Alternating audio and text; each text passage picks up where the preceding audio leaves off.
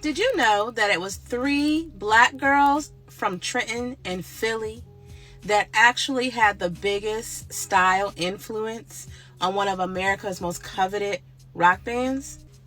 That's right, it was LaBelle that inspired the way that the rock band Kiss ultimately ended up dressing. And not only did they do that, but they actually led the movement in reference to style on what would become known as Afrofuturism.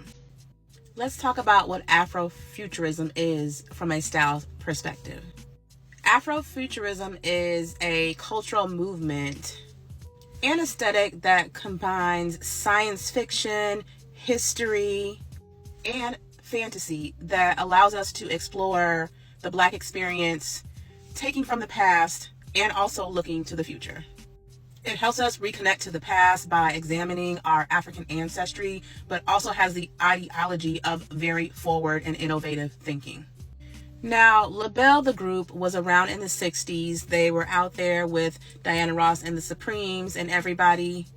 But in the 70s, with the rise of the Black Power and Black culture movement, many soul and funk acts started to dress in a more cultural marking way. With their newfound style, LaBelle performed around the village for a while. And in the village is where they met the iconic Larry Legaspi.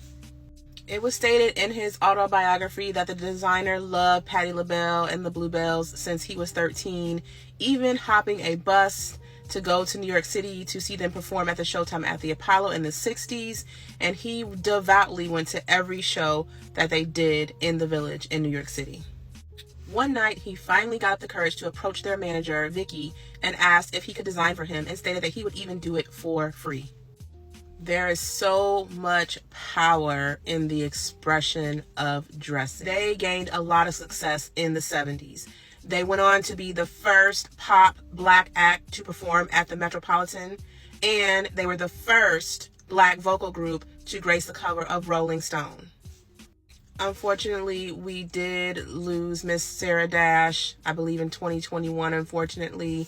And I just want to say, every time I see this, it reminds me of the Alexander McQueen breastplate. So before Badu, before the beautiful Janelle Monáe, and before the boys, girls, and theys were slaying at Afropunk, there was LaBelle. But I encourage you to go back and listen to some of LaBelle's other music. What Can I Do For You, which is on the same album as Lady Marmalade, is also another one of their popular songs. And my favorite is actually Isn't It a Shame? I have a part 2 where I think I'm going to explore hoop earrings and gold jewelry.